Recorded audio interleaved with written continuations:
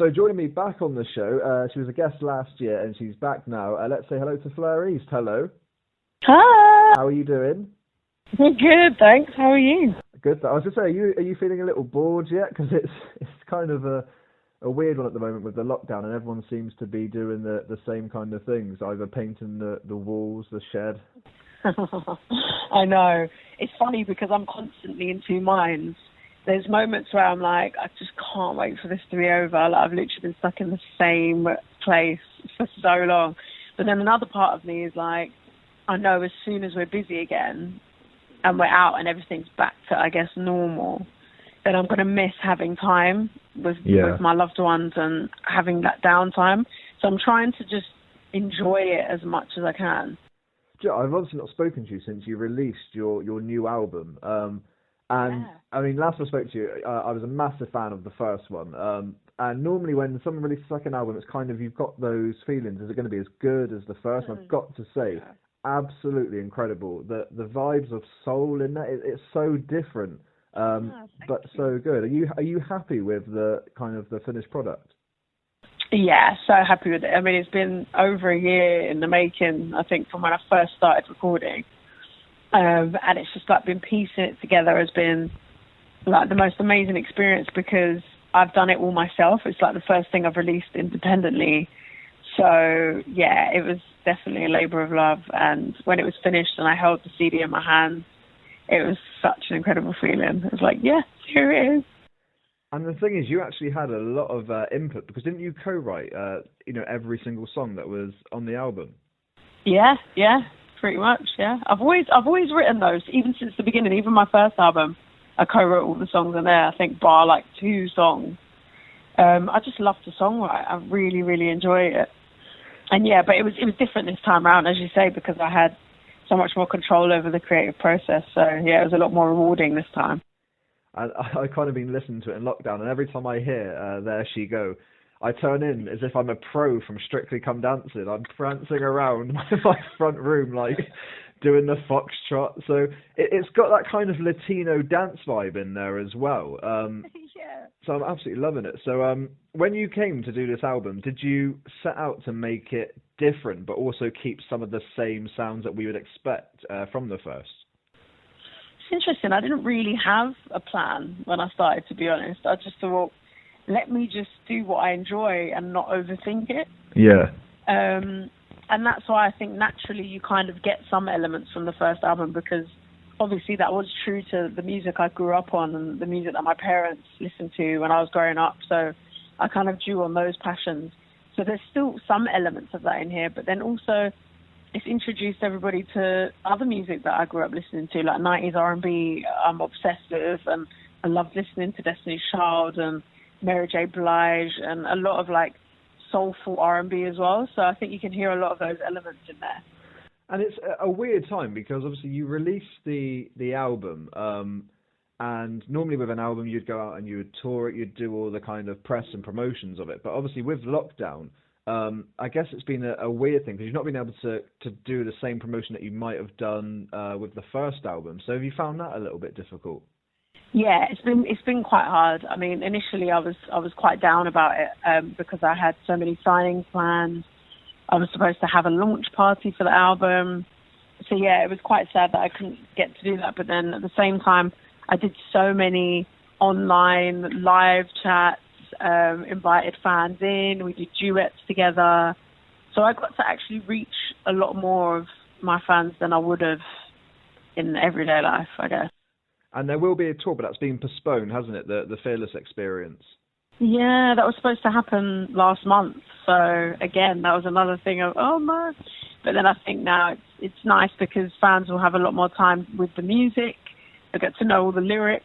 They'll know all their favourite songs. So by the time it comes around, yeah, it will be even better than what I could have done. And not only, have you released the album, but actually you've been keeping busy in lockdown because you released a charity single as well. So I wanted to actually talk about that. What kind of, obviously I know the inspiration behind it, giving something back, but what was that moment where you were at home or, wherever you were and think, do you know what, I'm going to do this, I'm going to release a new single for charity? Well, I think because a lot of us are in lockdown, and with a lot of the situation, we feel quite helpless. And when you're looking at the news a lot and you're seeing what's going on out there, it's hard to just sit at home. And even though we are doing our bit by doing that, it's very difficult to just watch it all unfold and not be able to get involved and do anything to help. So that was the motivation really behind it. And I'd already released a jokey rap about being in lockdown, and then it just developed and became its own thing. And I thought, you know what, let me make this into a full song. And now, 100% of the profits are going directly to the COVID-19 appeal. So, yeah, it's exciting. And it's kind of, for people that have not heard it yet, it's kind of unexpected, because when I first got the email a few weeks ago and said, Fleur's back, brand new single for charity, and I clicked on it, it was just not what I was expecting. The rap was incredible, and it was like, it just shows, I guess, how versatile you are as an artist, because you can kind of throw your hand at anything and it works. Thank you. Thanks. Yeah, it's been a lot of fun actually, because I've been doing a lot of funny raps and stuff on my socials, and it's really, really good fun. I do it as part of like my radio show as well. So I thought, you know what, let me just play around with this a bit more. And it seems to get a good reaction. So I'm enjoying it. And have you had any frontline workers actually get in contact with you to kind of say thanks for releasing the song, thank you for thinking about us?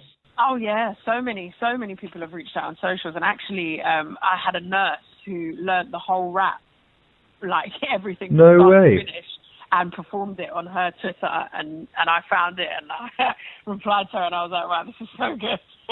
She got the rap down to a T. It was amazing. Is that a bit of a kind of an overwhelming feeling as well? Because obviously the reason you released the single was to help the frontline workers and to actually have them learn it and perform it. Does that kind of touch you at times? Yeah, of course, because I know what I don't know, but I mean, I can only imagine what they're going through. Like, I have an auntie who is a midwife, and she's still going into work. I know a few people who work in intensive care units and things like that. So even just hearing their stories, it's just unreal what they're experiencing every day. And to just bring some sort of light and happiness to their day, it's amazing. And since obviously leaving your time on the X Factor, a lot of people go on there and you don't necessarily hear from them for quite a while, but you've just gone from strength to strength. You released Sax, you had so many hits. You then went in the jungle. We spoke about that last time we spoke to you, and obviously your friendship with the brilliant Harry Redknapp was just one of the most entertaining things. But recently we've seen you on Ant and Dec Saturday Night Takeaway. Now, that's just got to be one of the greatest shows on British TV. It's kind of the last almost variety type show on TV. So how did your part in that actually come about? Because I guess you made a bit of a relationship with them in your time in I'm a Celebrity. Yeah, so obviously we'd met during my time in the jungle, and we'd met since then on different shows and just at different events. And I got a call from ITV, and they said Ant and Dec have been looking for someone to do, their competitions and go out there and meet people and knock on the door, etc. And we gave them a list of names, and Ant and Dec both said they really want you. So I was like, oh my goodness. I mean, that's amazing. What an honour. And I had so much fun working on the show. So I hope I get to do a lot more with them in the future. And it was funny because you were just walking around different places and waiting for people to be stood at a window. Was that just a surreal experience? Thinking, I don't know these people. They don't necessarily know I'm actually coming. And then there you are knocking at their door. Yeah, it was hilarious. How funny, because you never knew the reaction you were going to get, because obviously it was all live. So, you knock on the door and think, please let them be in, please let them be happy with this prize. Also, how awkward if they have no idea who I am. There were so many things going through my head. But it was so much fun. And just seeing the reaction, like the surprised faces, I was so teary and emotional every time I opened the door and saw their reaction. And I had to try and hold it together for the show. So do you spend time with them after you've done your segment on TV? Do you kind of have a cup of tea with them, or do you just go on? Like, what happens afterwards? Well, sadly, I mean, they even mentioned it on the show. They were saying, like, sadly, everything I was doing was on location. So I was never in the studio with them. So I didn't actually get to see them until I think I saw them a few weeks afterwards at the Princess Trust Awards, and we sort of bumped into each other. And they were, it was so nice to see you in person instead of just through a screen. But yeah, they've been amazing to work with. They're really cool. But was it the same with the contestants that you were going to their houses? Would you speak to them afterwards? Yeah. It was funny because there was a family. I think one of the first families I knocked on, and they were like, "Oh, do you want a drink, Fleur? Do you want to stay? Stay for the night?" And, I mean, it was very tempting, but I didn't want to outstay my welcome. Oh, it's incredible. It's so good to talk to you again. I interviewed you last year, and I loved it because I was a fan of the first album. And to hear the second album and it to be just as good as the first, and the fact you're back with a brand new single to help the COVID-19 cause, and it's just brilliant to get you back on. So thank you so much for joining us. Thanks for talking to me. Brilliant, thank you.